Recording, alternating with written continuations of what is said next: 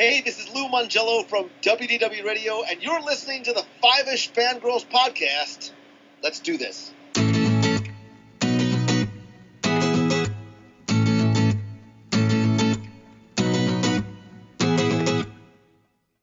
The Tangents we continue all the way to episode 466 of the Fiveish Fangirls podcast.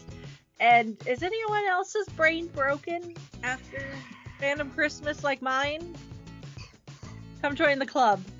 And an unexpected bingo spot. Instantly filled. If you didn't have some of this on your bingo card, I would not blame you. Yeah. Welcome everyone to this week's episode of the Fiveish Fangirls podcast. So glad you joined us. Let's start off like we do with the virtual table and see who's joined us this week. This is Brittany in Bengal. This is Holly from Wisconsin. And this is Rachel in Indianapolis, Indiana. Hello, everyone. Hello. We had the fainting cushion. We had the fainting cushions. We got the smelling salts and whatever. Yeah. We'll get to it, but spoiler, I legit cried a little. Mm-hmm. Me too. Yep. So. And I almost had a bruise. I was pinching myself. I'm like, I can't. Yeah. I was like, what?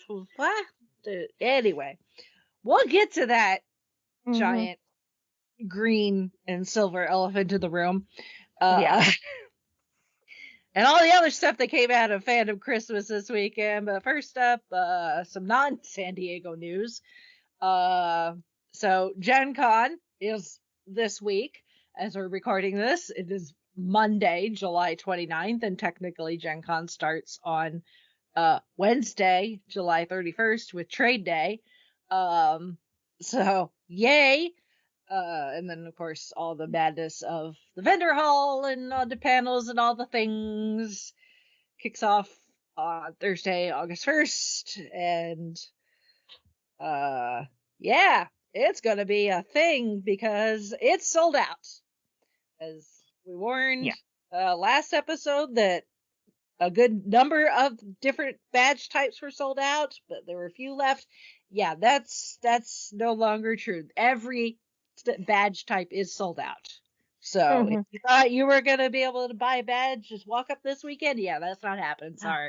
And it sounds like the volunteer space to get badges are also getting real slim when everybody found out. Oh, crap. Yeah. Yeah, there was if you're in the Facebook group, recently there have been a lot of people going, anyone got a booth that needs any help? Yeah. So I could get a badge. Like, we better not turn this into a drinking game, or our livers are going to be hurting. Yes. Yeah.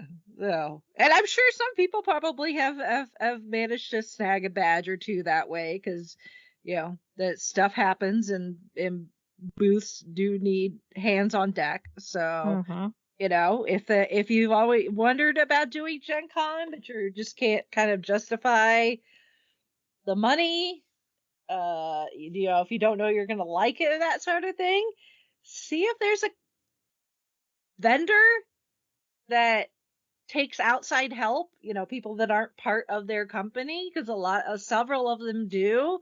Some of them, they will supply a badge. Some of them, they'll supply a badge and lodging if you're willing to share with a fellow, essentially contractor for the weekend.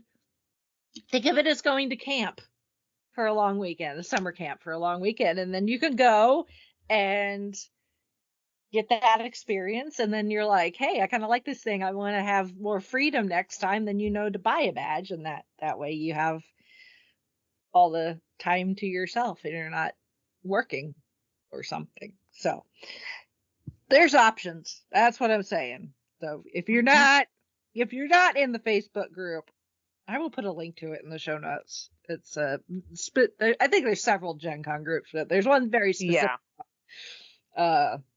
that you should be a part of because it's active all year long. So not just as we're leading up to it. So yeah, Gen Con gonna be busy this weekend downtown. It's going to be busy downtown anyway because is it Friday night? It's either Friday night or Saturday night. Over at Gainbridge. I still want to call it Conseco. The basketball stadium, which is several blocks away from where a lot of the Gen Con stuff takes place. Although if you go out to Georgia Street, all you got to do is go over like a couple streets and it's right there. But still, I can't remember if it's Friday or Saturday that I think it's like Fall Out Boy or something's got a concert. So there's gonna be people in town for that. So yeah, that sort of thing. And I don't know if the Fever play this weekend or not, because I know a lot of some players are off playing for the women's U.S. Olympic basketball team. So, there definitely is baseball though, which Bluey and friends are making another appearance at an Indians game this weekend. So that'll draw in some interesting crowds too. So. Oh, Indy, I love you. It's all, I mean, you're finding ways to make money, which is always good. So you're doing better than some other places. Detroit, I'm looking at you. You were a decent host for Metallica, but yeah. You can do it, Detroit. Anyway, so there's that. And then a little bit of housekeeping feed type stuff. I should have this up, I think, by tomorrow. By the time you hear this, it should be up as well. I'm going to have a little extra squee for you this week, where I had a chat with Justin Koch. He is the writer for a new comic series called SWAT, the Secret Wizard Assault Team. Ooh, cool. And it's imagine Law and Order meets Harry Potter. If Harry Potter was a disgruntled detective. It's like instead of Harry Dresden, it's Harry Potter, but cool. way more gritty. So. Like The Wire, like The Badge, Cool. So definitely not for the kiddos. And our conversation is not for the kiddos either, because I mean you kind of have to be a bit grisly. You don't have to be, but just in case he's pulling from some of his own life experience, so he's a little grisly too. So our lead character is a bit of a insert author. So Justin did not hold back as far as talking about, his history and the inspiration behind the comic, and language is not, the language in the comic is not safe for work, and therefore his language is not safe for work. But it comes with the territory, we had somehow if we ended up with Ryan Reynolds on here to talk about Deadpool, I would not expect Ryan Reynolds to keep it PG. So, you gotta... Or even PG-13. Yeah, or even that. So... but, yeah, we had a nice little discussion. They're doing a crowdfunding on a lesser known platform, not Kickstarter, that they were trying out. And when I talked to him, they were like less than $400 away from their goal. Wow. With like cool. 8 days left. And that was, almost a week ago. And I'd have to look and see if they've gotten any closer, but he said whenever they reach the end of the crowdfunding deadline, whatever, if they haven't reached it, he's just going to self-fund the rest of it. But he said, next time they go for crowdfunding, they're not going to use as an obscure platform. Mm-hmm. So, because just some people are just like, even if it's legit, they're hesitant because it's not recognizable, as opposed to something like Kickstarter or GoFundMe or Indiegogo or something like that. So, but yeah, I will get that up. So that'll be on our YouTube channel for you to listen and or watch. And I'll put the disclaimers in the description too, but also a little disclaimer, the audio is not the best, because apparently I don't know how much of it was him and how much of it was me, because it was storming on my end. So some of it could have been me. And some of it could have been him. I imagine it's probably a combination of all the above. But he was good to talk to, and I hope that the comic kicks off, and maybe down the line we'll get to talk to his other creative half who's doing the art. Her name is Rachel.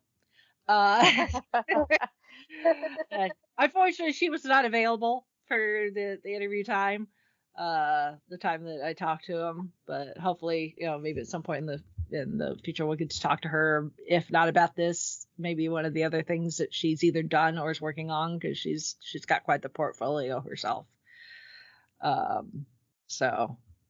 But us, we love indie creators.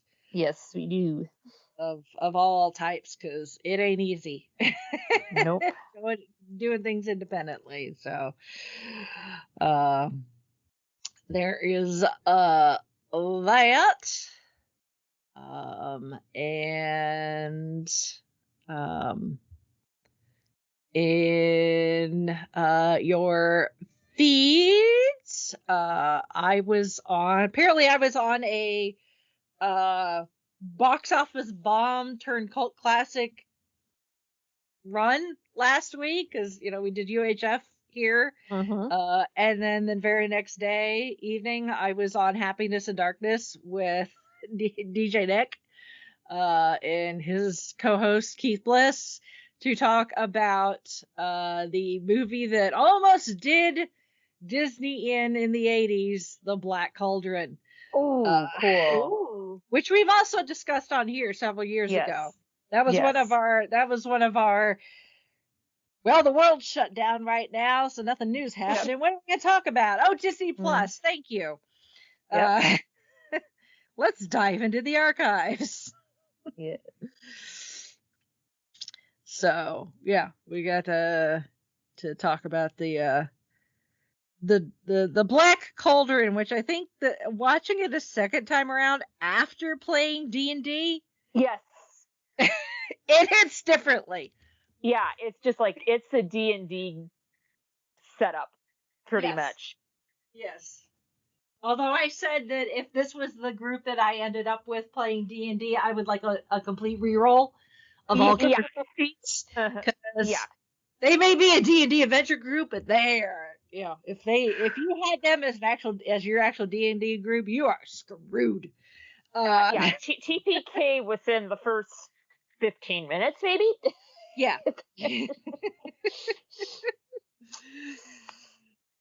So, but you go listen to that in the feed. You can find Happiness and Darkness pretty much where you find podcasts. And then I know Holly is still doing this, that, the other thing. Yep. in places. Yep. I can't even keep track of what you've done recently. I just keep seeing you get tagged and stuff, and I'm like, last time, most currently has been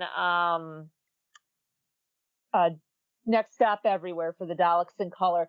Some of the stuff that's been hitting my Facebook feed is for Star Trek: The Undiscovered podcast. They're kind of going through and highlighting all the episodes that they've done so far. Mm-hmm. And yeah, I was on a streak for a while there where it was just like, hey, we need a pinch hitter. Are you available? Yes. Okay. Yeah. And it's just like, oh, I had a build up, put on profile. So it's like, click, click, click, click. Oh. So some of those aren't current. Some of those are in the past, but it's still fun. It's very much in case you missed this. Yes. Yeah. Now you know. Yes. That's cool. So yeah, go be subscribed to those podcasts because we like those people. Yes. And for some reason they seem to like us. So which is good. We're building each other up. Yep. As it should be. Yep. Have a grand old time. Yes. So there is that in non-San Diego news. So let's jump over to feedback real quick. Got some feedback from Shalane. Yay, hey Shalane. And she says, I only know Bob Newhart from The Rescuers 1 and 2, Elf, and The Big Bang Theory, which, I mean, that's not a bad cross-section of his body. Nope. So, since Gina Davis is coming to FanX, there's probably going to be a lot of League of Their Own cosplay. Possibly. It is an easy cosplay. To do. And yep. Yeah. No, it's not, or at least it's not a uncomfortable cosplay, because I know one person that has a Peaches, that's the baseball team, has a Peaches cosplay and it looks comfy. So compared to some other cosplays out there, and I would know. Says, I only know Gina Davis in A League of Their Own, Beetlejuice, and Stuart Little 1 and 2. I'm telling you, Shalane, sometime between now and Salt Lake Fan X, you need to watch Thelma and Louise. Yes. There's a young Brad Pitt cameo in there. Yeah, since both Gina Davis and Susan Sarandon are going to be at Fan X. So, but that's one of Gina's early films too, actually. So yes. And then watch that, and then maybe at some point, I would say it's not my story, but there's an interesting story that you have to, if you've read Gina Davis's book, then you will hear about her involvement in the casting of Brad Pitt and Thelma and Louise. But on the other side of that, if you have read Cassandra Peterson's, aka Elvira, her book, she tells a story about, I think it was like the first Elvira movie. Brad Pitt auditioned and she wanted to hire him, and they ended up going with someone else, and I believe it was about the same time period.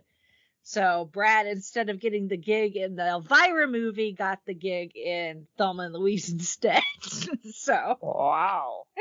If I'm remembering that correctly, which I could not be because I don't trust my memory. But yeah, Brad Pitt almost got his movie debut in an Elvira movie instead of Thelma and Louise. So crazy how that works, isn't it?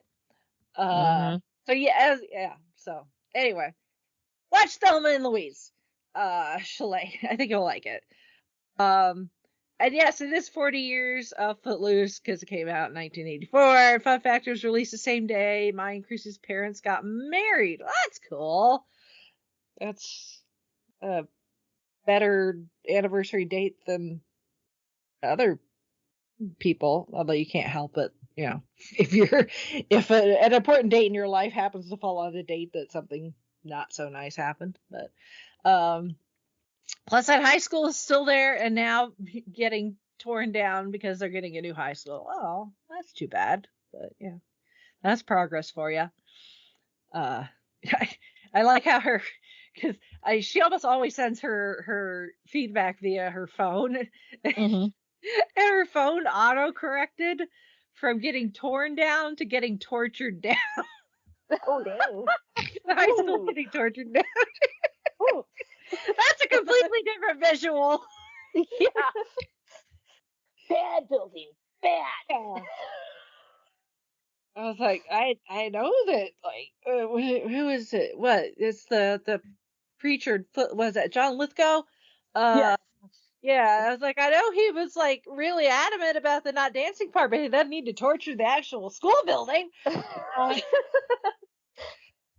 a completely different version of Footloose. That's like if Stephen King wrote Footloose.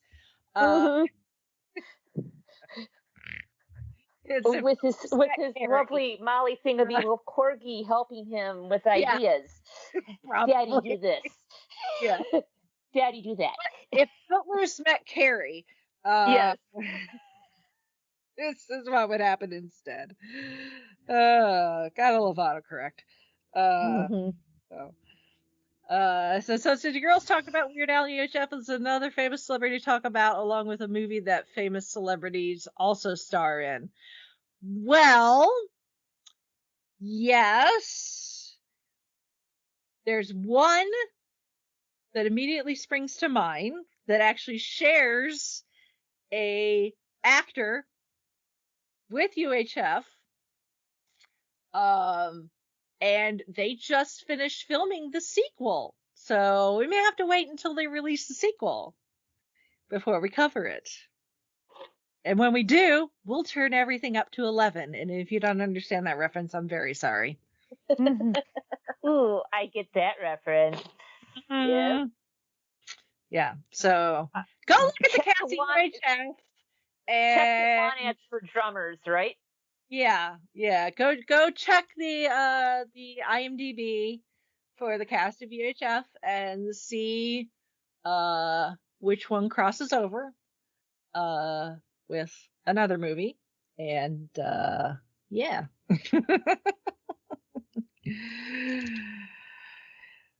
But yeah, they just announced, I think, like last week, that they've completed filming the sequel. So I guess we're gonna get that sometime next year, I think. So that will be fun because I really like the original. So oh yes, me too. Be interesting to see who they get. Oh yeah. As far as celebrity appearances, they have announced some of them. They're not gonna announce all of them. They gotta keep some on the down low. So yeah. But anyway. Thank you, Shalane, for your feedback as always.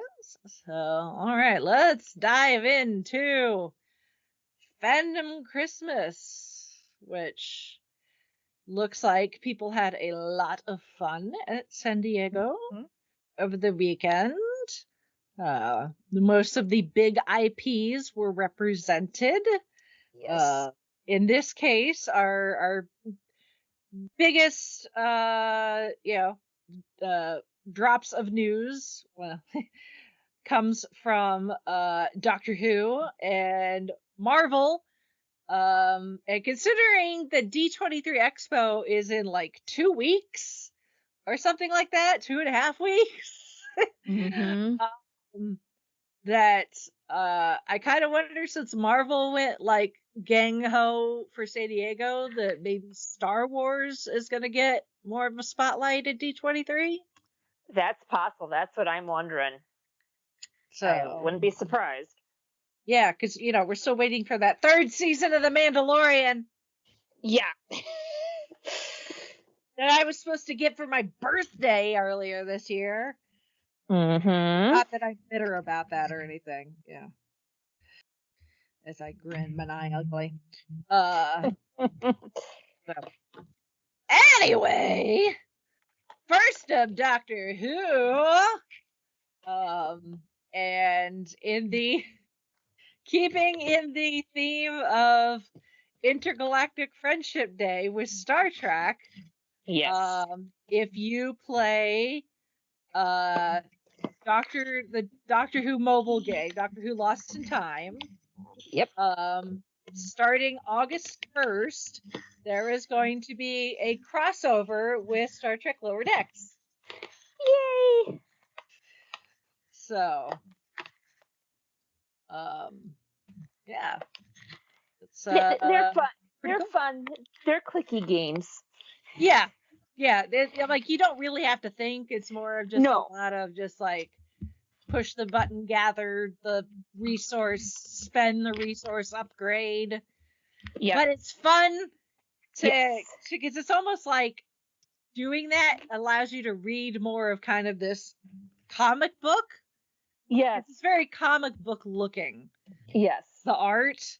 And it's wild to see some of the character combinations that we've gotten. Like sometimes we've ended up with like a classic Doctor with like a modern companion. Yes. And sometimes we end up with classic pairings. You know, we've got like the 4th Doctor with Sarah Jane. The 11th Doctor with Amy.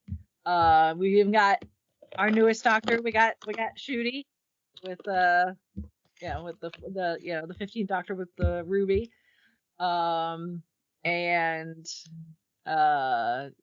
they have like the main story, which depending on where you are, it's gonna depend on how far you've advanced in the story. At the moment, I think we just fled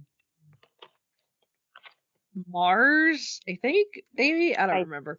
Yeah, I don't remember what level I'm on. But they also do limited time side quests. And that's where you can encounter characters that haven't necessarily popped up in the main story yet. And there was one like a couple weeks ago that we finally got the 6th Doctor and Perry. I was like, oh, finally.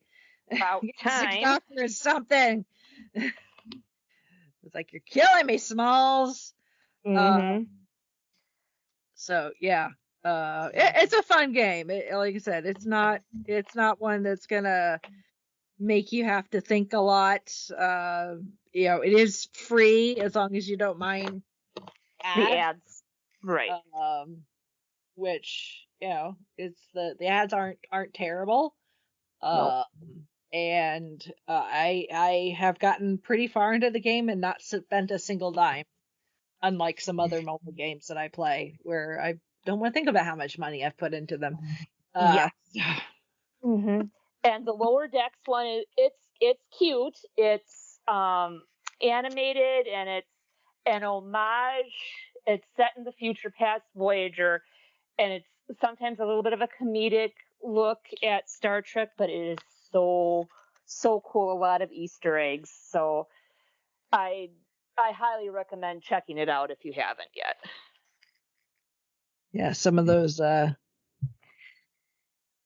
games like that, it's like, you're not going to be going to any sort of like, mega esports tournament playing any of these games, but they're fun. No. The type of game you play while you're waiting at the dentist or some, in line at at CVS while waiting for, prescription pickup or something, So that's cool. So I'm excited to play that in a few days. Of course, Doctor Who and Star Trek are canonically in the same universe. There's even a reference in Enterprise about a time ship that's bigger on the inside. And there is a comic with Matt Smith's Doctor that he ends up on Next Gen, with Picard, to fight the Cybermen and the Borg, because, those are kind of two sides of the same coin, so it makes sense. So yeah, canonically, Star Trek and Doctor Who are in the same universe, so that's quite fun. So look for that in your the App Store or whatever, Google Play Store, is that what it's called? I don't know the Google product. Play. Yep. Yeah, it's just no Apple. I look forward to that game update come August 1st. And then they have Doctor Who has announced a spin-off series, which, funnily enough, the premise behind this had been quote unquote announced on that Stephen Moffat fan page, but it was just with a different cast. Right, yes. Yeah, when I posted it in the chat. Because they said it was going to be with Martha.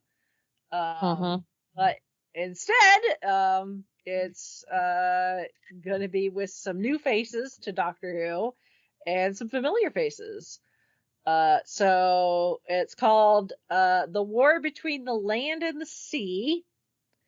And it's going to be a 5-part kind of mini-series that is going to include Russell Tovey, who I don't know because I've never seen Feud or American Horror Story. But we do know Gugu Mbatha Raw from Loki.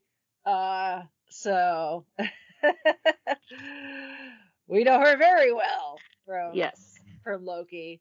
And then, of course, we're going to have Gemma Redgrave back as Kate Lethbridge Stewart.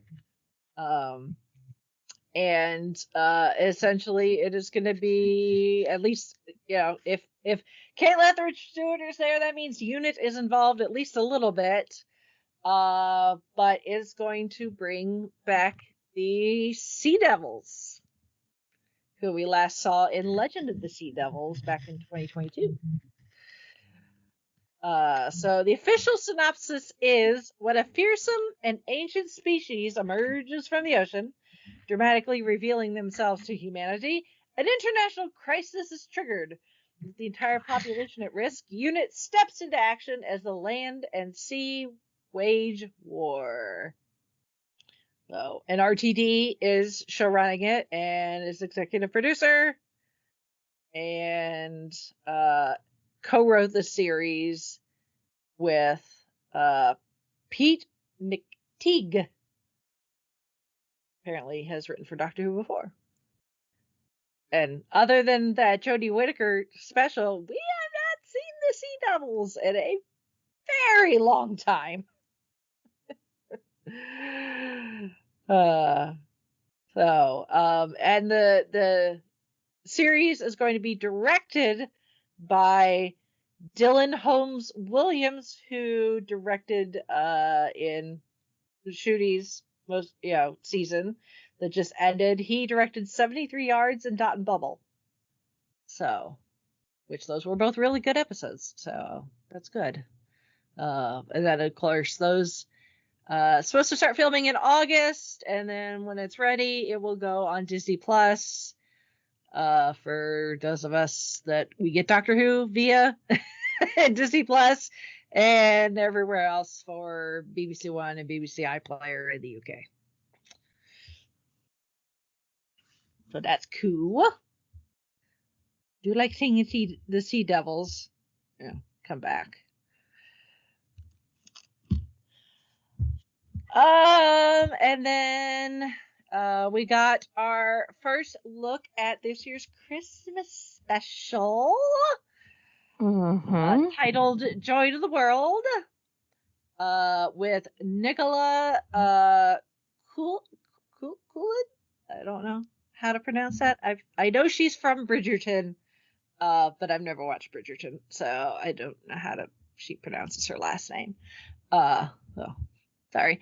So she's playing a character named Joy, and we see her on her own at Christmas, and she eventually encounters the doctor because for some reason the doctor is traveling through time and space offering people a ham and cheese toastie with a pumpkin spice latte, and nobody's taking him up on it until he pops up in her hotel room right after Silurian walks out of her bathroom. So, like, I don't know what's going on here. Shooty's doctor's running around trying off people's sandwich and a pumpkin-sized latte, and Silurians just popping out of hotel bathrooms looking like they're late for a business meeting, and you got this poor lady by herself at Christmas time. So who knows what's gonna happen? Yep. And really, who knows what's gonna happen because Stephen Moffat wrote it. So that too.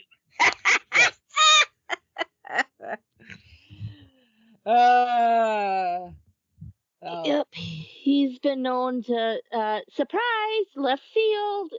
Yeah, and he's even said that he says Nicola's wonderful in it. She will break your heart. I'm not allowed to say anything about it. At least I think I'm not allowed to say anything about it, so I'll just shut up. And the worrying thing is when he says break your heart. I don't like that. Yeah. Red flags, right?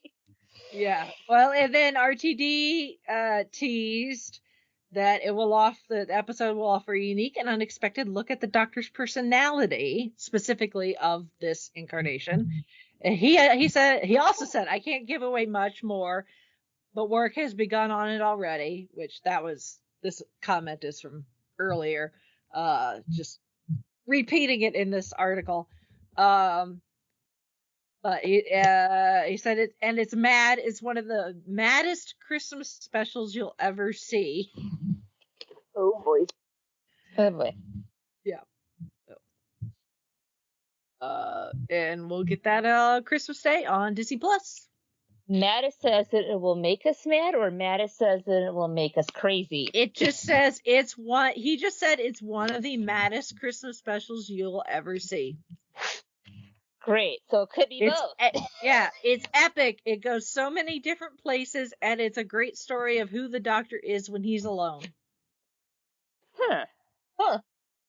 Interesting. Yep.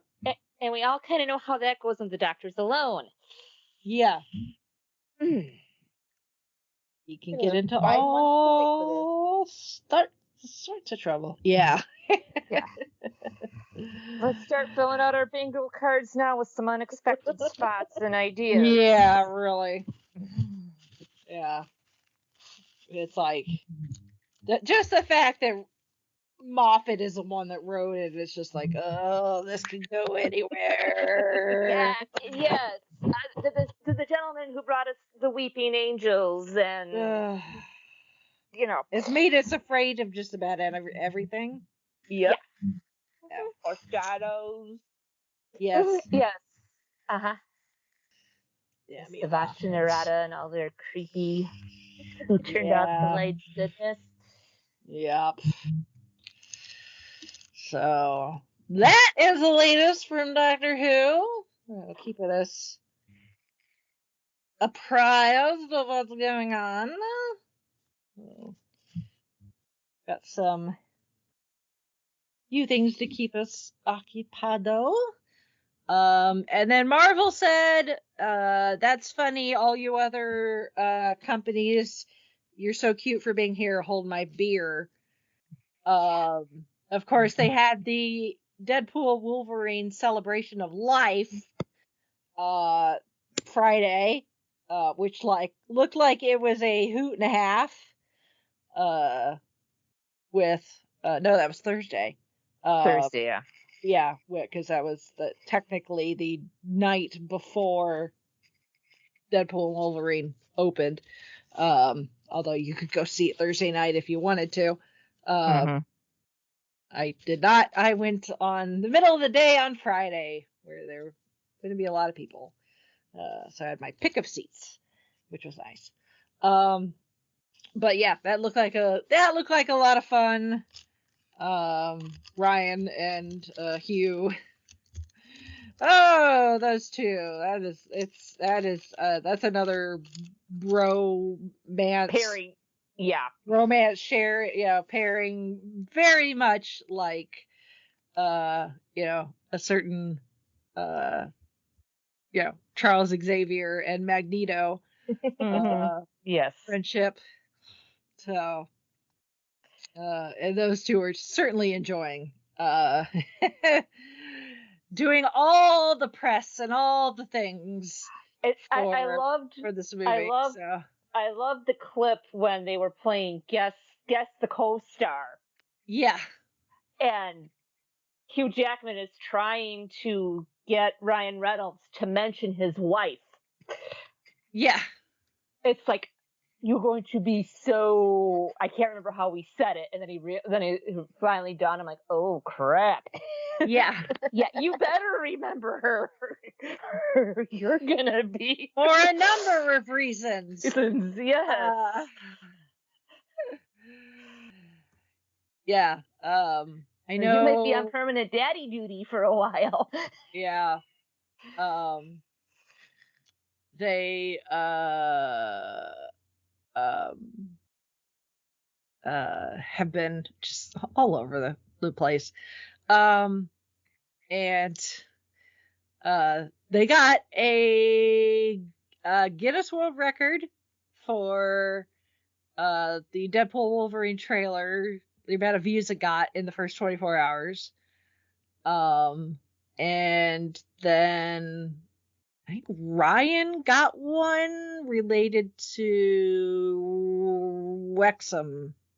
I think. Yep. So. Yes, the footy. Yes. So yeah, that's been, and they're just, the movie itself is just, I've yet to see anybody say anything really negative. There've been some like lukewarmish reactions to it, but for the most part, this is just, most everybody is like, yeah, Marvel's back, and we're over here like, yeah, they really didn't go anywhere. Y'all are just, yeah, whatever. I'll keep my opinion to myself. But they can't deny that they got they got a winner there. So let's see, as of the recording of this, domestically, Deadpool and Wolverine has made $205 million. Nice. Combined with the international, it has made almost $500 million. That's a billion with a B. Yes. Yep. Not shabby. Shabby. Yep. Yeah. It made almost $100 million on opening day. So, I think they're doing pretty good. Yeah. So, and who knows? We might see a team up of those two. I know they said it's the end of the era, but I'm gonna never say never. I think those two will probably find some way to team up again one way or another. And the thing is, like, Ryan Reynolds. I haven't seen it yet, but yeah, I have plans on it. I think they clarified that, again, I don't want to spoil the movie, but it's not so much an end of an era for them, it's the end of them being under Fox. Gotcha. Okay, that's kind of what I was thinking he was alluding to, but then again, I'm just like, well, I don't know. It could be read both ways. Yeah, no, they're really more talking about the end of both of those characters being under the Fox label, now being part of the MCU. Oh my, it's so good. Again, I'm not gonna spoil anything. Those who have not seen it, that's okay. Life gets busy. Can't always get to the movie theater, especially on a weekend. That's usually when it's the most expensive, is on the weekend too. Thankfully my local theater does like 25% off matinees during the week. So that's nice. Yeah. I think I spent more in snacks than I did for my movie ticket, but that's okay. Yeah, that usually winds up being the case. No. I will say, if anyone was holding off seeing it because you wanted to brush up, you don't necessarily need to have seen the first two Deadpool movies to watch this. If you need a refresher for anything as far as the plot for this, I would rewatch Logan and Loki season 1. Okay. Well, that makes sense. Yeah. That would make, to me, that's what you should brush up on if you think you need to rewatch anything before going to see this movie. So Deadpool 1 and 2, like, obviously there's character introduction to the people that we now know, like his girlfriend and Blind Al and stuff. But you don't necessarily need to know everything. So, because there's some flashbacks, and stuff, so that helps fill in the gap. So it's also very meta, so they also explain a lot of stuff to you, because you can. It's called breaking the fourth wall. So, which they do spectacularly well from Deadpool 1 and Deadpool 2. Yes. They do again in this one, multiple times. So yeah, that would be my recommendation, is Logan and Loki season 1. So, and beyond that, I will say no more because spoilers. So, while Marvel is raking in those dollar bills, in the only MCU film we're getting this year, they are making sure to dangle the carrot for the movies we're getting next year and going forward. Starting with Captain America: Brave New World, which we saw the cast together with Anthony Mackie and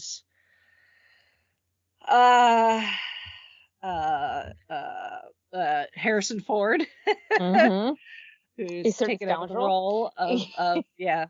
the role of President. Well, he's going to become President Ross in this. I don't think that's a spoiler. It's in the trailer. Right. But Thaddeus Thunderbolt Ross, is obviously, and with there's a mix of familiar faces and some new faces, at least as far as the MCU is concerned. Obviously, Anthony Mackie, been around a hot second. Carl Lumbly, who we were introduced to Isaiah in Falcon and the Winter Soldier, finding out that there were other super soldiers besides Steve Rogers, and Isaiah was one. He was the only one that survived of that batch. We've got Danny Ramirez also returning from Falcon and Winter Soldier. He's playing Torres, he's picking up the mantle of Falcon now that Sam is Captain America. We get Tim Blake Nelson returning from the Incredible Hulk as Samuel Stearns. So we've not seen him since 2008. So he is going to be back as Samuel Stearns / the leader. And she was not there, but supposedly Liv Tyler is coming back as Betty Ross. Interesting. I keep seeing her listed in the cast, but I've yet to see her actually like pop up anywhere. That would be cool if it is true. Yeah. So that will be cool. If it's true. And then apparently he can't, much like Harrison Ford, who can't just stay in Star Wars. Giancarlo Esposito. Mm-hmm. Making the switch from Star Wars to the MCU, and he thankfully Kevin Feige was literally right there on stage, so Giancarlo was able to ask him, "Can I say who I'm playing?" And Feige was like, "Yes, you can." So he is playing Seth Volker, aka Sidewinder. Ooh, which cool. is a snake-themed supervillain team introduced in 1985's Captain America number 310. So, and it's included such serpent supervillains. Ooh, that's a tongue twister.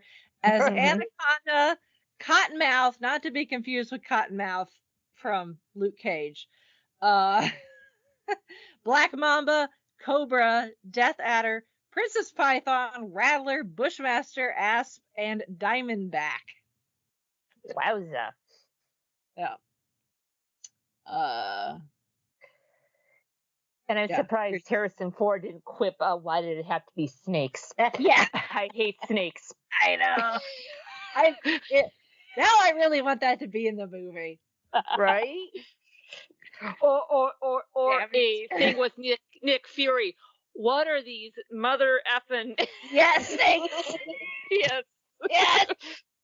There either needs to be an Indiana Jones reference or Snakes on a Plane reference. Yep. So I had to go there once that hit. Consider we did not get a no shit Sherlock. Right, exactly, from Cumberbatch and RDJ meeting. Yeah, with our two our two Sherlock actors. So yes, now that you've said that I desperately want either an Indiana Jones Snakes or Snakes on a Plane reference in this movie. And if it does not happen, we write it on. We write it off. Yeah. The movie does come out next year. You got time. Yes. Mm-hmm. So if there's anybody that from the writing room that may be listening, yeah, please. They're called pickups. It's called ADR. Yes. Or at least an outtake blooper. Yes. Something. Please. Now that that's been put into the ether, now yes, it has to happen. So.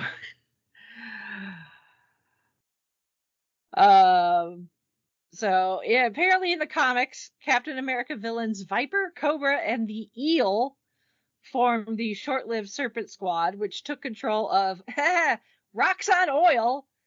Roxxon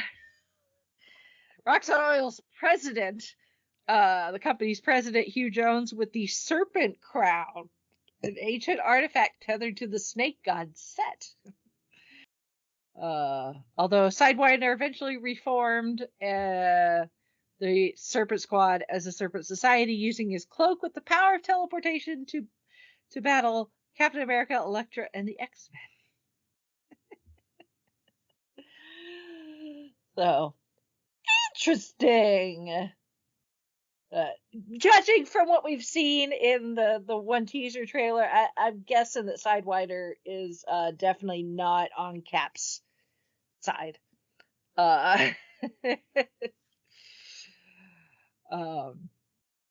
yeah, but we have gotten a bit more information about the plot, and of all things, it ties into the Eternals. Interesting. That one we were all kind of scratching our heads about. Right. So that Eternal that partially emerged from the ocean out in the middle of nowhere, but thankfully they stopped it. Apparently, right where that Eternal is, or the Eternal itself, is a source of adamantium. As in Wolverine claws? Mm-hmm. As in Wolverine's skeleton, not just claws. Boy. Interesting. Yeah. And apparently now there is arguments between various countries over who gets to utilize it as a resource. Lovely. Just like in Wakanda. Little bit. Except this time people know it exists. Unlike Wakanda, where it's, not known to people. Until it is. This has just been a giant hand and part of a head that's been sticking out of like the Indian Ocean for several years. What is it? I don't know. It's like a weird island formation to me. That's one way of putting it. So yeah, there's that little bit of info thrown into there. So apparently there's a clip or something of Harrison Ford as President Ross saying, when the celestial mass emerged from the Indian Ocean, humans squabbled over it and tried to export its resources. He explains the new element belongs to all of us. We'll see about that. That might be not so fast. Yep. Like, should it? I'm pretty sure we already saw when the people of power tried to utilize that, thinking it's for the greater good, that it turns out badly. Yeah. That's like almost every plot in the MCU, actually. It's like we've been through this how many times? Yeah, I mean, there's a reason the adage absolute power corrupts absolutely has stuck around as long as it has. Yes. So, yeah, I got that.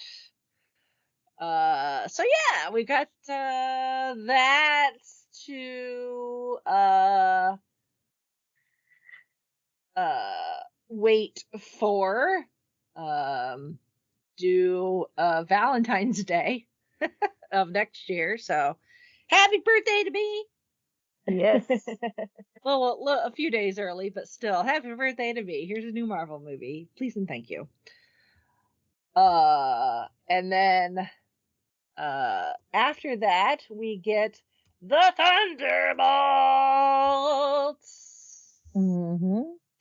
Which apparently David Harbour did not get the memo that they were not coming to the panel in costume. It's quite funny.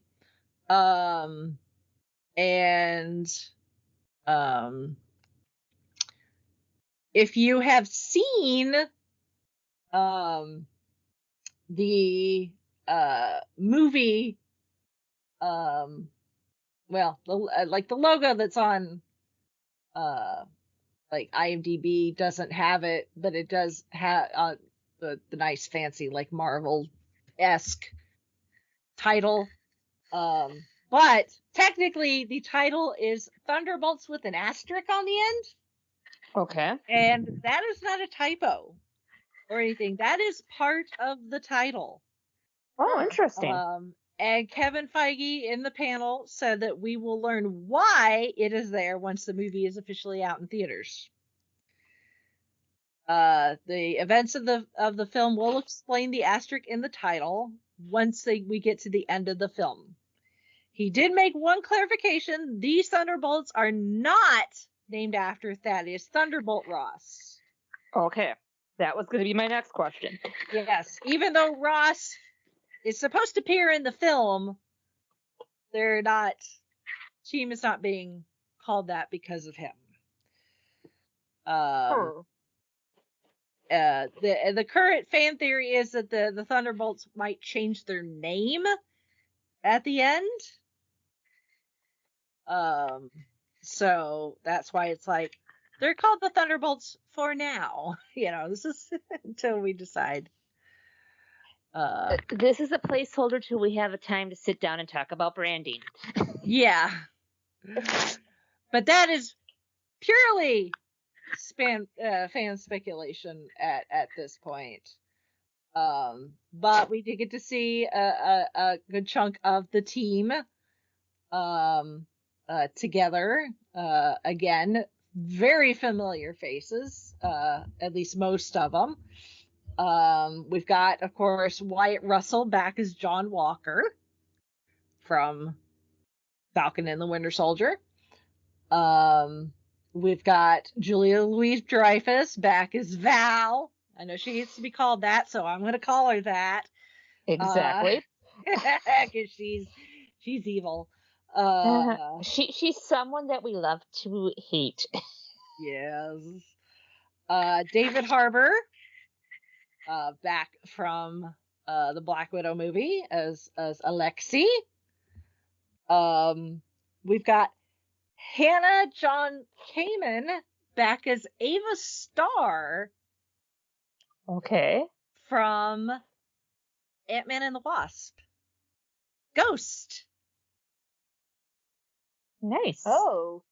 Yes. So, yeah. So we're going to find out what she's been up to and how she plays into all of this. Rachel Weisz, who is... Right now they're just saying her character's name is Mel. Or Melina. Some people think that means that there's a particular character she could be playing, but of course, we're gonna keep things under wraps. The same thing with Lewis Pullman. He's like, my character's name is Bob, and we're just leaving it at that. Sure, Bob. Whatever you say, Bob.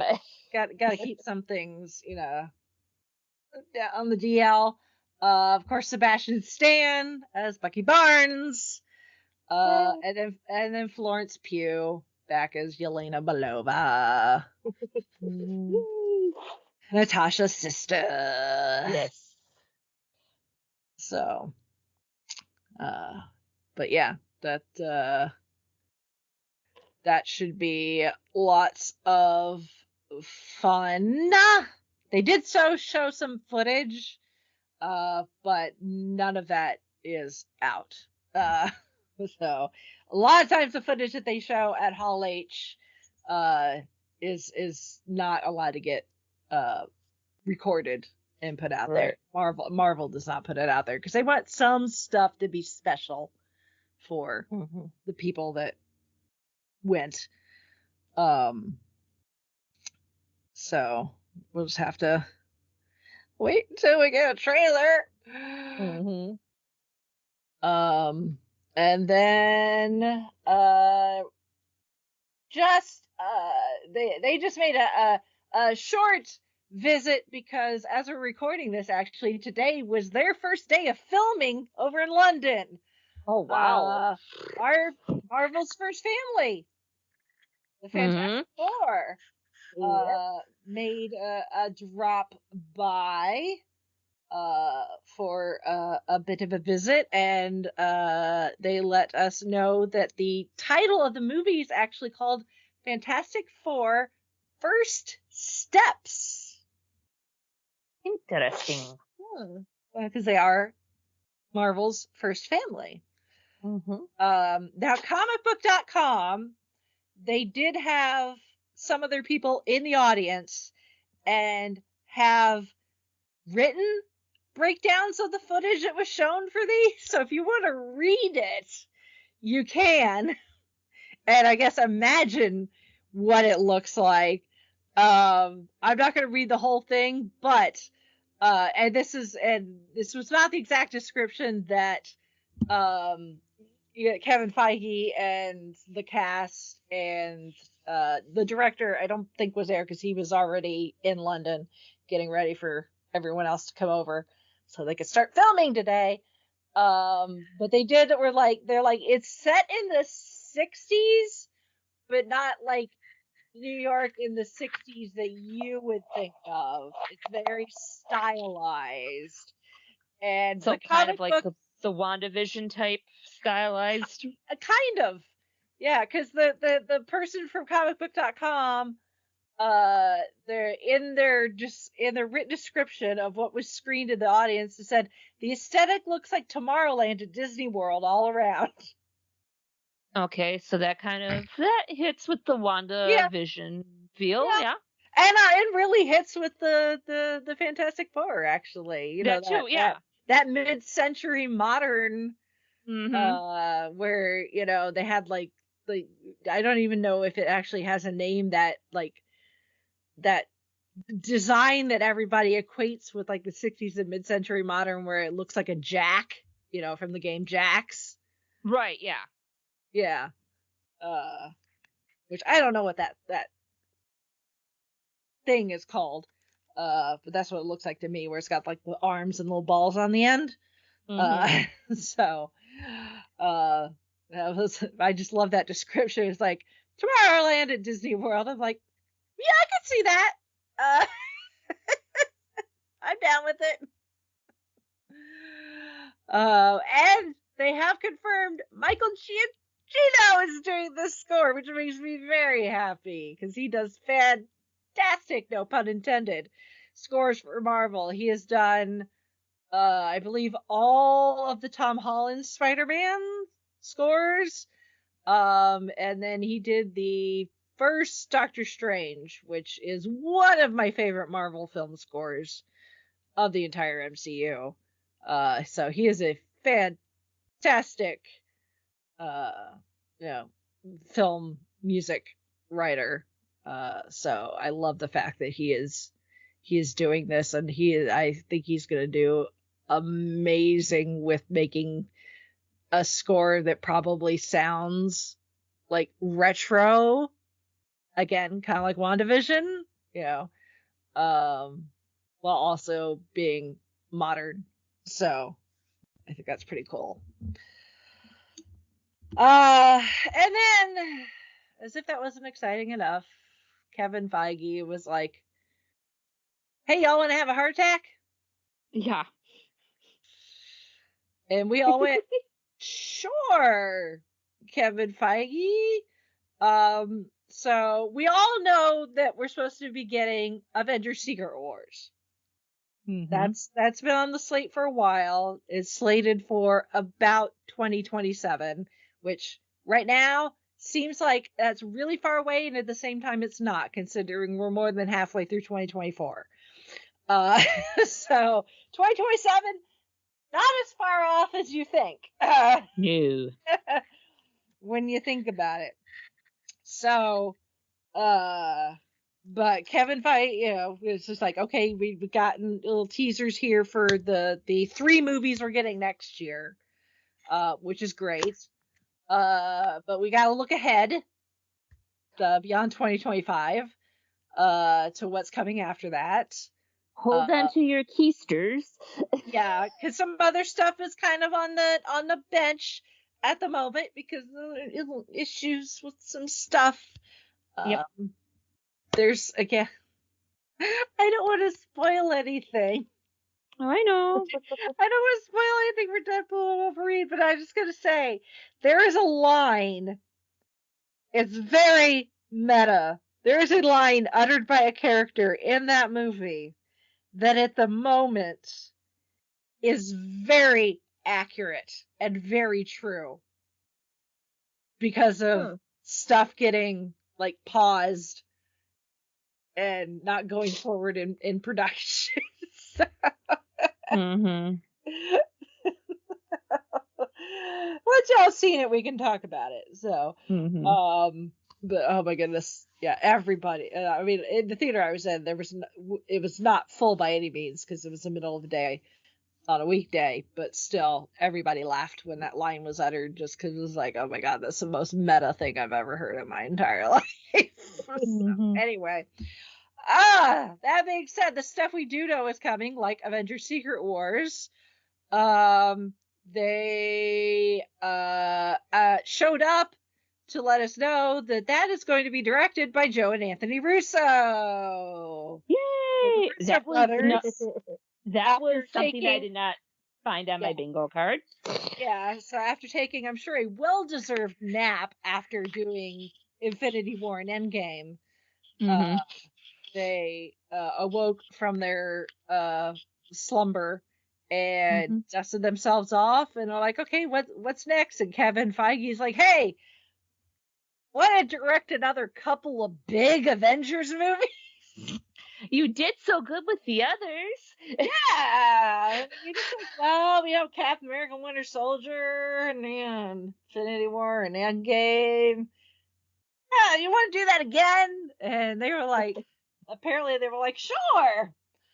Or there were enough zeros at the end of the paycheck to be like, yeah. Yeah, Marvel could afford it. So they confirmed that they are doing Avengers Secret Wars. That is due out in 2027. But they were like, okay, well, we need to set up for Secret War. And to do so, they're like, we need to get a really awesome villain, because by the time we get to Secret Wars, we will have the Fantastic Four in our timeline, in theory, because we know that the Fantastic Four movie is going to take place in the 60s, and we're getting Galactus in that. So he's not going to be our big bad for the next Avengers team up.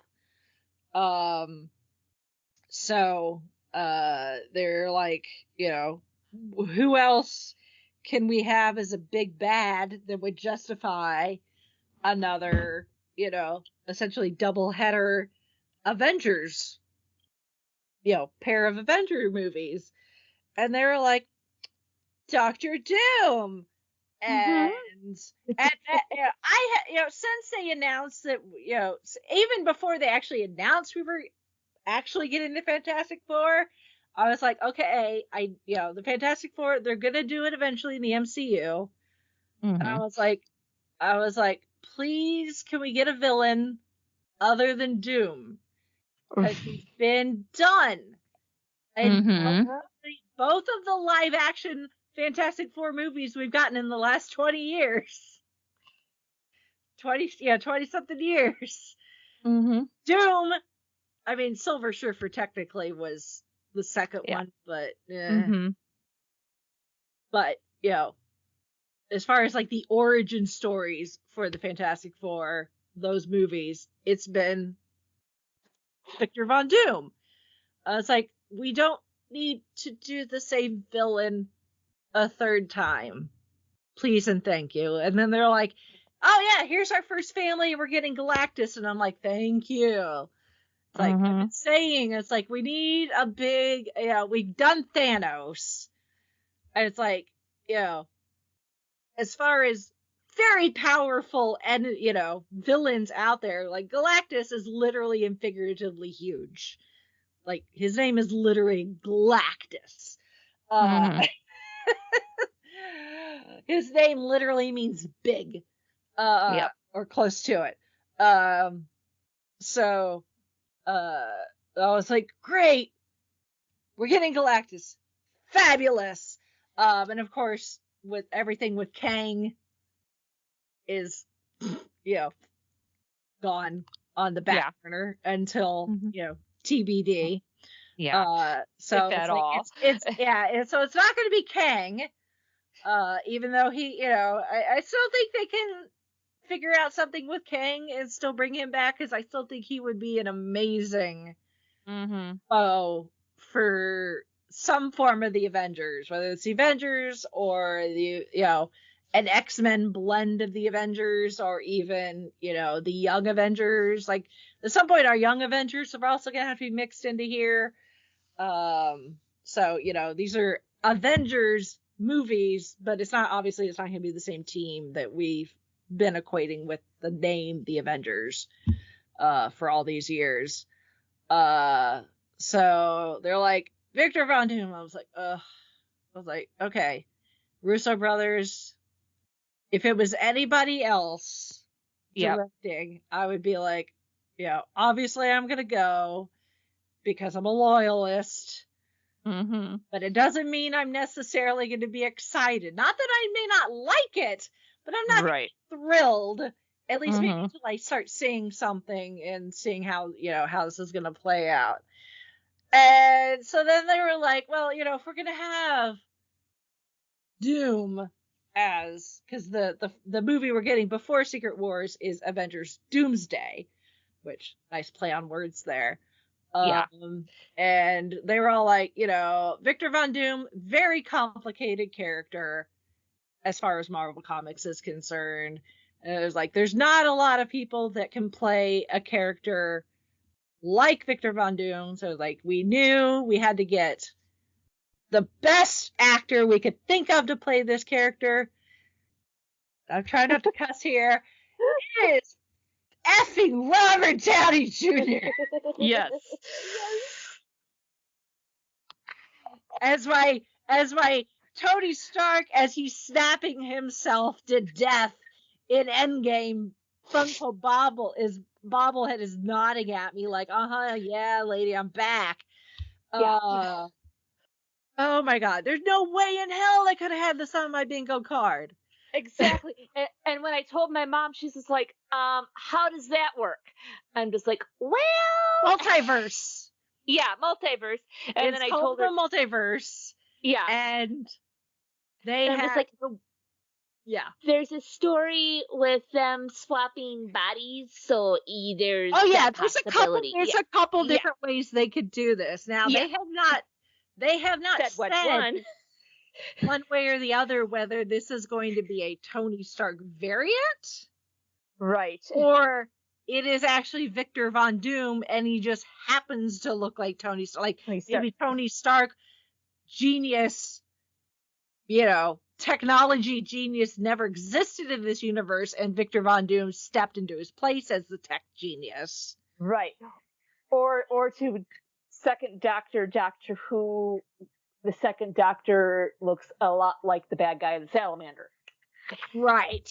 Yeah. There is a comic run from 2016 called Infamous Iron Man, where it is Victor Von Doom, and he gets his hands on some Stark tech, and he makes his own version of the Iron Man armor. Ooh, interesting. So, and it's silver and green, with the green hood. Considering that they introduced RDJ as playing Victor Von Doom and not Tony Stark, makes everyone think that this is not a Tony Stark variant.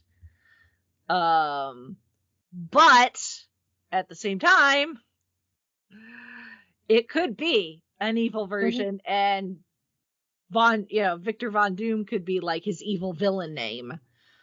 Right. How sometimes they like to take on evil monikers that sound scary. Right. Especially if your actual name is not anything. Look at you, Oswald Cobblepot. Yeah. Yeah. Doesn't have that villainous ring. He needed to take on a new moniker quickly. Yes. I was going to be afraid of someone called Oswald Cobblepot.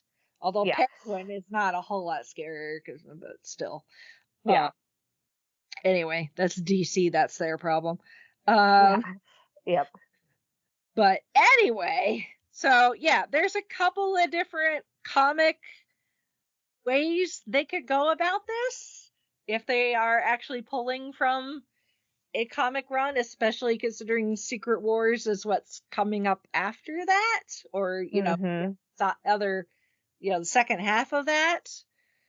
But yeah, we're gonna have to wait and see. But I don't know how many different versions of people's cell phone video of Robert Veal from Hall H, like every angle and distance from the stage you could possibly think of. I have watched video clips from people's cell phones that they have posted to the internet. It is really wild to listen to the people like chattering as they're waiting, because first the Russo brothers are talking about Secret Wars, and then they're talking about how they need, to do Secret Wars, they were going to need a really good villain, and some, they tease showing the title logo, and people are like, oh my god, it's green, it's gonna be, Doom, and then it turned out to be, Doomsday, and that confirmed it.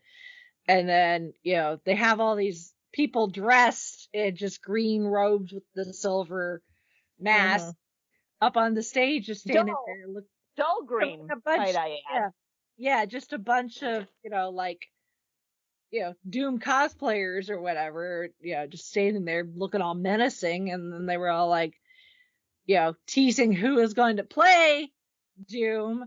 And the crowd, the Doom's kind of part, and a one that's looking a bit more regal walks up and throws back the hood and takes off the mask, and it's Robert / Tony, like we're almost 5 years out from Tony sacrificing himself. Yeah, 5 years. Yeah, it's like, it's been 5 years since he played, in the MCU, and it's like, he's not lost it any. No. If anything, the swagger has gotten more swaggery.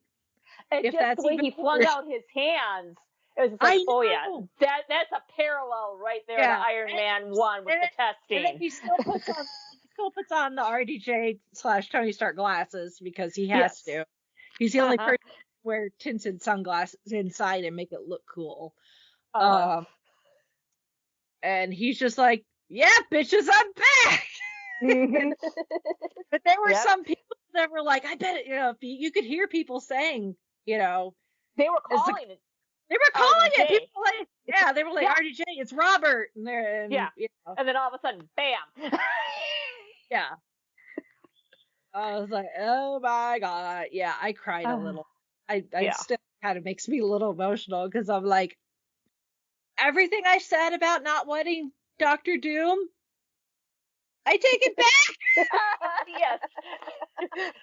With this casting, I'm eating. I'll happily eat that crow. Yes.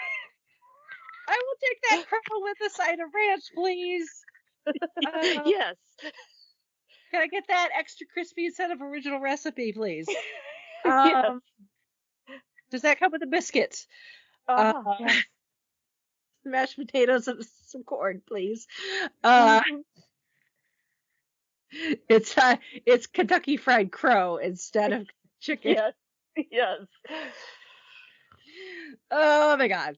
And the fandom is a little divided. Some people think that it's, because some people are like, oh, I can never see him as anyone but Tony Stark / Iron Man. It's like, I mean, I can understand that, but the man's got depth. I mean, he's taking on this soap dish, for crying out loud. Well, I mean, the fact that he's doing this coming off of winning a freaking Oscar. That too, yes. That people are like, some people are like, oh my god, this is going to save Marvel. And I'm like, Marvel doesn't really need saving. No. And if anything, Deadpool is, making sure that the MCU keeps a steady pulse. And some other people like, oh, there's so many other actors that would have would have been so much better. And I'm like, well, coulda, would, shoulda, but it's too late now. Yeah. I'm ready for him to play a Marvel baddie. Yeah. It was like, and he even said, like, once he took the mask off, he's enough. He's like, I love playing complicated characters, and I'm like, that's why I love your Tony Stark so much. That's why I love characters like Tony Stark, like Stephen Strange, like Jessica Jones, because they are so complicated as characters. Yep, RDJ is just moving from one complicated Marvel character to another one. Exactly. So it's like, everything I said before, I take it back.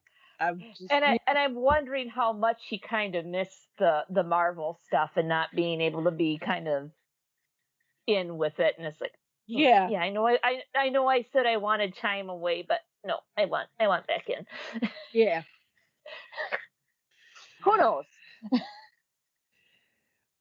Maybe Susan was all like, okay, you got your Oscar now, honey. You're driving me nuts. Find something that's going to occupy you for a little while. Yes. Like, how about a couple movies that aren't due out for like 2-3 years? That sounds great, honey. Have fun. You don't need to ask. Go. Go play. Have fun. Yeah. God bless Susan Downey. I need a vacation. This is not going to be a bad career move. Do it. Yeah. Like, you're happy, I'm happy, everybody's happy. If you don't take this, I'm going to be unhappy. If you don't take this, I'm going to be unhappy. Yeah. Listen to your wife, Robert. She knows what she's doing. That's why you have an Oscar. She hasn't steered you wrong yet. Nope. Not at all. Except for, well, I don't know how much say she had in Robert taking the role of Doolittle, but that I was just gonna say that you and I were on the same wavelength there. Maybe Susan was on vacation visiting her mother that week or something. I don't know. Yeah, or she told Robert, you get one choice of a freebie that you don't have to run by me. Yeah, this is your hall pass. Yes. Yeah, so, oh my goodness. Yeah, I'm just, I can't. Yeah. I was not prepared. I'm still not prepared. And especially coming off of,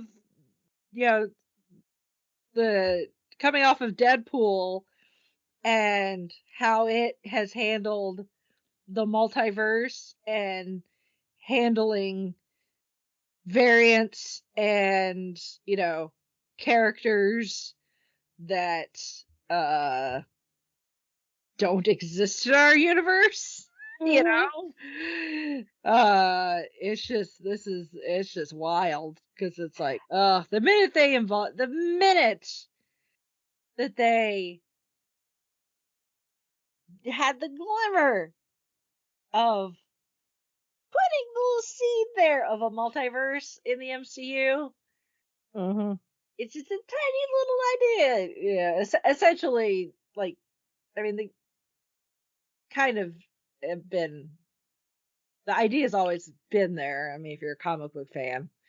But obviously, Spider-Man Far From Home. Oh, yeah. Originally dropped the idea of multiverse. Granted, that ended up being fake. But in Jake Gyllenhaal's case, but the multiverse as a whole is not fake. No. It's just this don't happen to be fake. So right. I mean, basically, this was Kevin Feige doing his Jareth. It's like, oh yeah, you like this? Let's see how you deal with this little slice I'm about to hand you. And he releases the crystal ball. Yeah. The minute you open the door to the multiverse, yep, it's just, there's so much There's so much you can play with. It's so much a bigger sandbox. And you can do some absolutely bonkers, amazing stuff. So I am here for it. Maybe down the line at some point, maybe they'll decide to do like the comics and just kill everybody off and then reboot everything. But I don't think that's going to be anytime soon. Oh no, I don't think so. Yeah, I mean, we're talking about movies. By the time we get to Secret War, we'll be 1 year out from it being 20 years. Wow. Of the MCU. So wow, time flies. It doesn't seem like it's been that long. And I mean, I know some people are concerned about, having that be superhero fatigue, but just the lore factor. I mean, just like, we've mentioned, Star Wars has been around for how long? Doctor Who, Star Trek, etc. But I'm thinking, there's going to be enough where you can get a little refreshers, like, okay, just sit, watch this. You'll be good to go and enjoy. Yeah, that was a discussion we were having in one of our chats. Yeah. Talking about, and it's a valid concern. It's a valid concern. It is. And as I was saying in the chat, it is not a situation that I would want to be in charge of, because this is when you've gone this far and gotten this big, it's a very thin line that, it's not just Kevin Feige. Obviously, he's the face of everything, and technically his title means that he's at the top of the ladder, but it's not just him. He's got lots of people working around him that help make these decisions. But when you're talking about a universe essentially that is this big, you can't keep doing basic origin stories or something that's like, oh, have you missed what's happened in the last, what are we at, 16 years? I think 16, 17. The last 16 years, here's what you've missed in like the last, I don't know, 5 years. You can't do that. I mean, we're going to keep getting new fans because new people are getting born, and eventually they're going to grow up and maybe get introduced to Marvel and the comics and want to watch. But you kind of have to, I think in this day and age, especially with having access to so much stuff at our fingertips, with the with streaming and all the things, you kind of have to leave it to the fans that if they want to do the homework, they will. Yeah, I mean, this weekend, case in point, I had FX on in between Olympic stuff. They were showing like trilogies. I mean, they had an Avengers run, they had a Thor run, they've had an Iron Man run. It's just like, if you're looking in the guide, you can stumble upon it, and they're teamed up with Disney Plus. It's just like, hey, if you like what you see, head over, which is surprising, because I'm just like, okay, FX and Disney Plus, okay, two kind of quasi competing, but hey, they're sharing. They're both benefiting, so. So, I mean, it can be done. Yeah.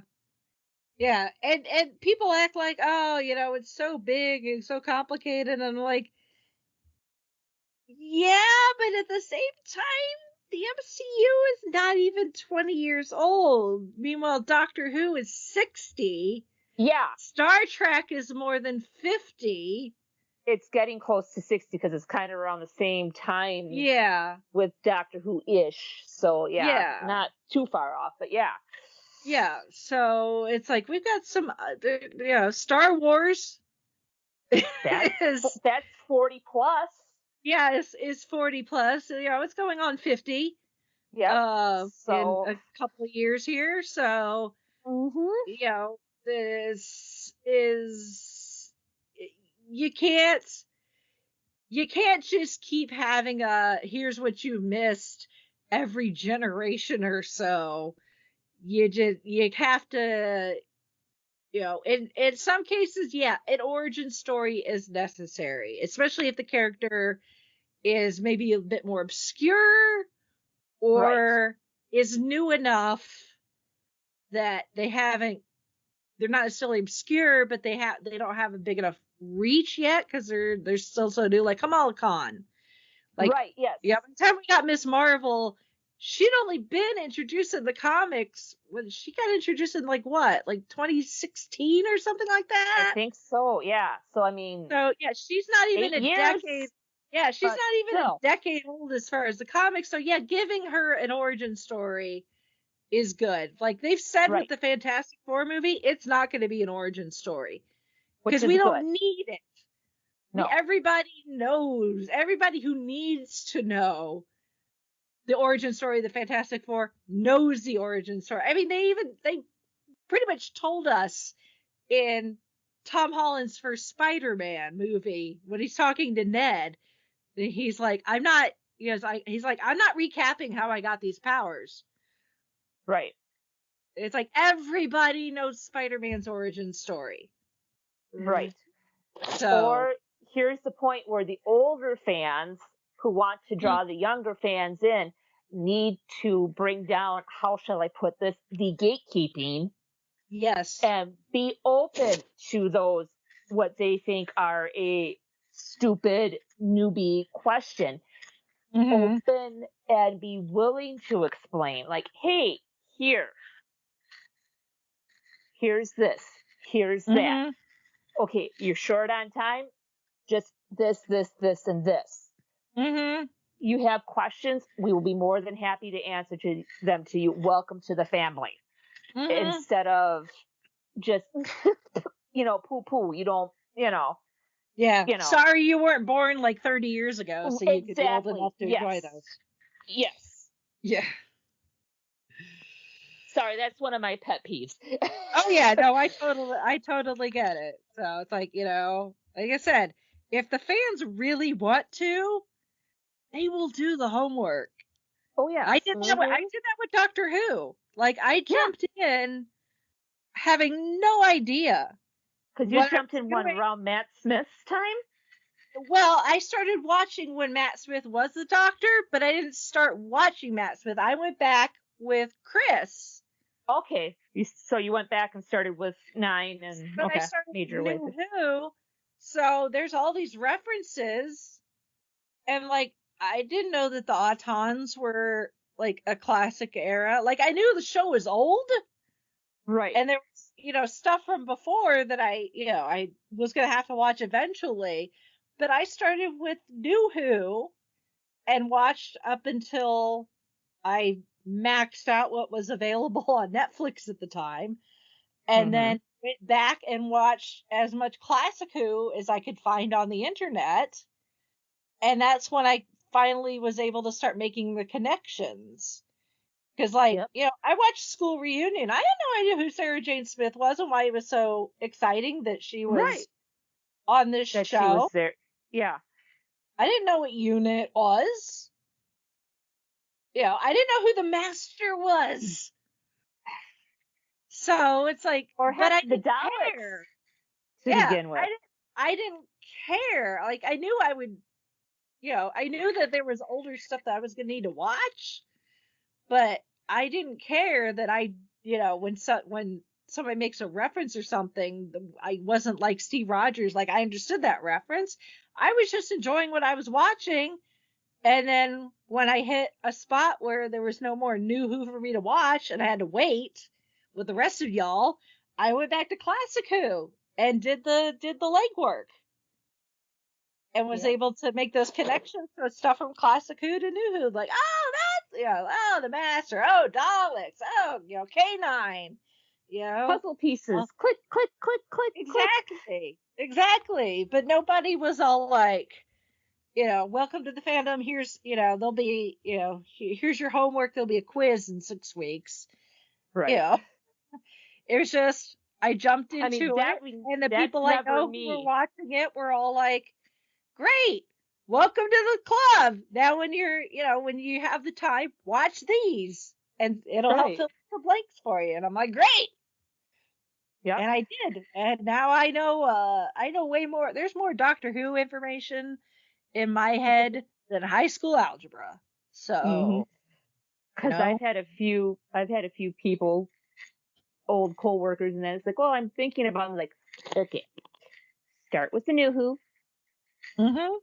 then start with some of the old stuff. But if you're not sure where to start with the old stuff, you tell me which episodes you liked, and then I will try to hook you up with stuff, or if there was stuff that you had major questions about, I will tell you which episodes too.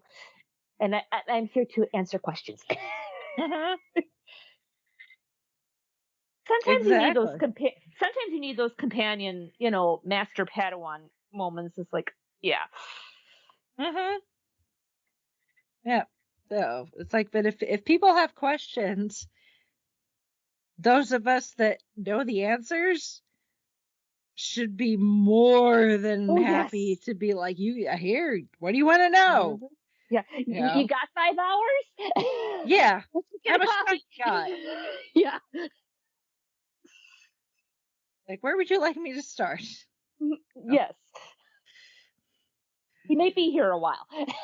Yeah. The date was May 1st, 2008.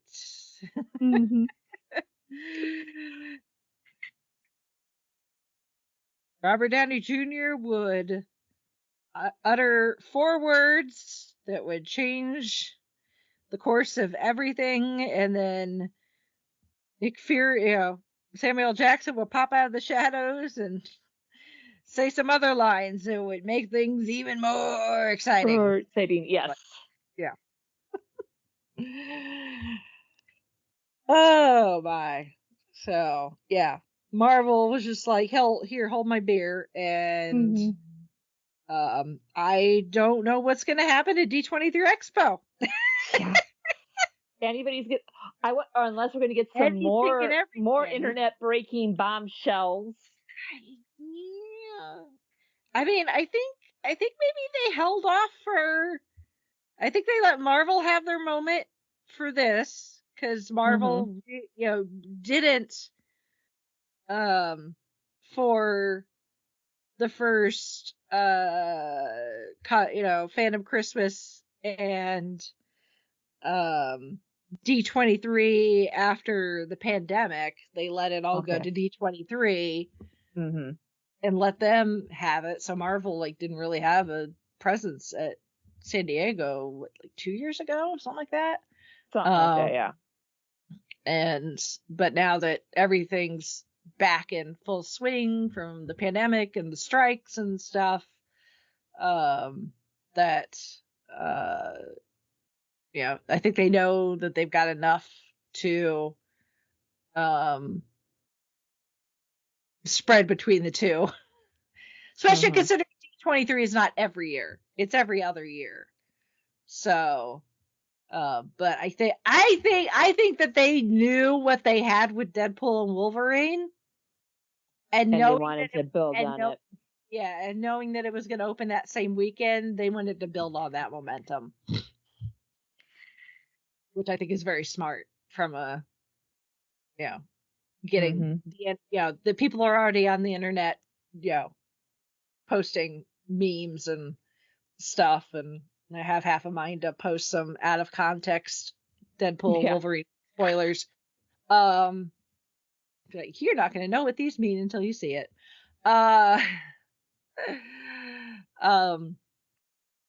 And people can ride on that momentum until we get to D23, and then Disney can be like, hey, you like what we're doing with Marvel? Well, here's what we're doing with Star Wars and the theme parks and a bunch of other stuff we also own, because we own half of the planet. Yeah. We have our own Thanos glove. Yeah. Yeah. So, I think it's actually kind of brilliant as far as marketing is concerned. And again, it's not all Kevin Feige, but if I was to ever meet him, I would probably pull a Wayne and Garth. Mm-hmm. We're not worthy. We're not worthy. We're not worthy. But yeah, that was Fandom Christmas. I got everything I wanted, everything that I wanted, and even stuff I didn't know I wanted. Yes. Like this wasn't on my wish list. We were. Yeah, I was like, this wasn't on my wish list, but you know me very well. You know how to shop for me.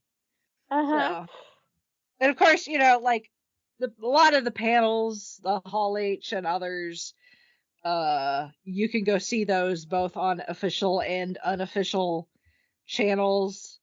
Like I said, comicbook.com's got write-ups if you want to read the descriptions of the footage that got shown. I did, so I'm not gonna begrudge you for doing so. And not even the panel presentations. There's lots of cool video of various cosplayers showing off their stuff, people shopping at the different booths. There's the Her Universe fashion show, which I haven't had time to watch yet, but I will, because everyone that's involved in that is always extremely talented, and this is, I think, is their 10th. That sounds about right, yeah. Yeah, which kudos to Ashley and everyone at the Universe for continuing to make sure that all of us nerds have nerdy clothing and accessory options outside and all of just the fandoms that they branched out into now. Holy cow. Yes. So, my wallet might be sad, but I am not. No, exactly. Yeah. I own several Her Universe pieces, and I love them all. So, absolutely stuff that you want to look into if you want to display your fandom and not just in a graphic t-shirt and jeans. Not that there's anything wrong with that. Sometimes you just want to throw out a graphic tee and jeans, but But some of the Her Universe stuff, this is stuff that you could wear in the workplace, and somebody would have to be right up on top of you to realize you're wearing something Spanish. Yeah. Or they have to be a fellow nerd, and again, they'd be like Steve Rogers and be like, I understand that reference. Yes. Yep. Yes. You speak my language. Like, I see you're wearing the symbol of our people. Yes. I too am part of this group. All right. What time do you eat lunch? Yes. What time is the meeting? Yes. Should I bring cookies? I'll bring the cookies. Somebody else bring the blue milk. Ha-ha! Yes. Or the chocolate milk and the chicken nuggies. The little macaroons. Yes. I didn't realize how much food is in Star Wars. Anyway. I know. And then we can go for shawarma later. Oh, now I'm hungry again. Yeah. Sorry. Somewhere Lou is like nodding to himself and doesn't know exactly why. He just knows that somebody somewhere has managed to make a food reference that's Disney. It's Disney food. Multiple food references that are Disney related. Yes. Yep. So he doesn't know why he's smiling. He just is. Yes. All right. Well, before we make ourselves too hungry, anyone have any other final thoughts about Fandom Christmas? Yay. Can't wait. And I can't wait for Fandom Christmas Part 2 to find out what we... And I'm just wondering how much trolling RDJ is going to be doing from here on out, because he has been rather quiet on the interwebs from what I have seen. So, you know, because he does like to troll on the rare occasion, if memory serves. Yeah. Robert? No. I would have pegged Robert Downey Jr. for a troll in my life. You're right. It's like saying the Pope ain't Catholic. Exactly.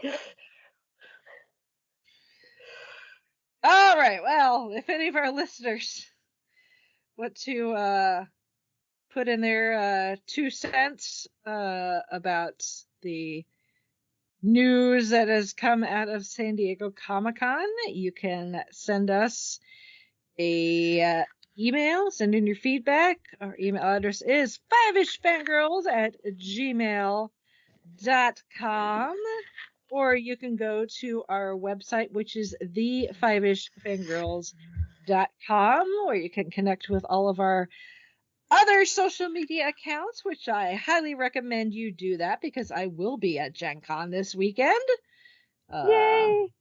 So I can share all the pictures of all the stuff I want to buy, but can't, because while I am now gainfully employed again, I don't get that first paycheck for a couple of weeks. So,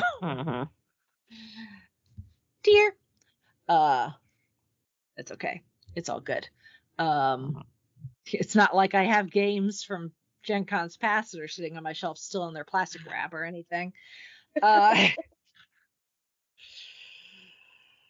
my. So yeah, there's all that.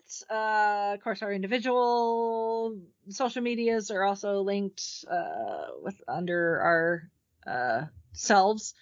Join the book club if you want to keep the Doctor Who fandom going until Christmas. You can go to our Goodreads and join in the fun there. So this month's book is our book/Big Finish audio discussion is technically almost over, but it will remain open indefinitely. And then you can jump in on next month when it starts in a few days, and we'll remind you next week when we're in a new month. Yes. About what that is, because Holly gave us summer reading. Yes, I did. Homework. Yes. So, yeah. Oh, Fandom Christmas. You never disappoint. Nope. No. We'll be back next week with my recap of Gen Con. This is going to be very convention heavy for the next few weeks. Both attended and just want to attend in my brain from afar until someone decides to invite us.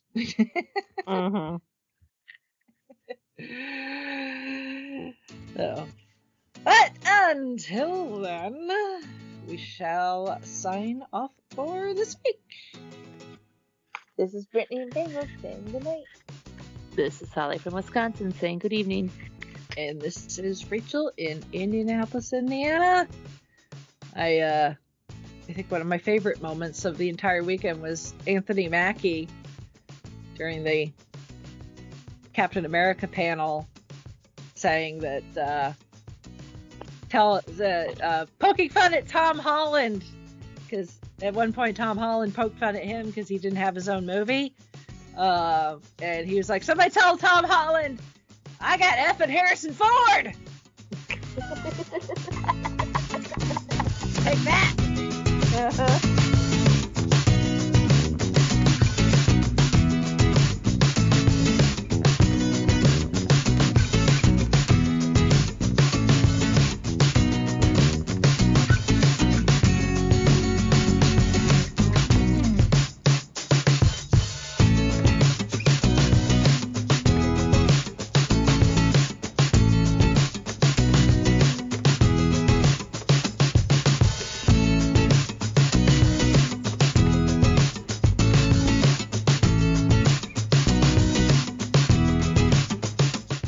thank you, our Fiveish fam, for joining us on this week's geeky journey. If you enjoyed the show, don't forget to subscribe, rate, and review. Stay connected with us on our website, theFiveishFangirls.com, and follow us on most social media with @FiveishFangirls. Plus, check out our nonprofit, Fangirls Give Back, to see how we're making a positive impact in our community. Until next time, stay nerdy and let the squee continue.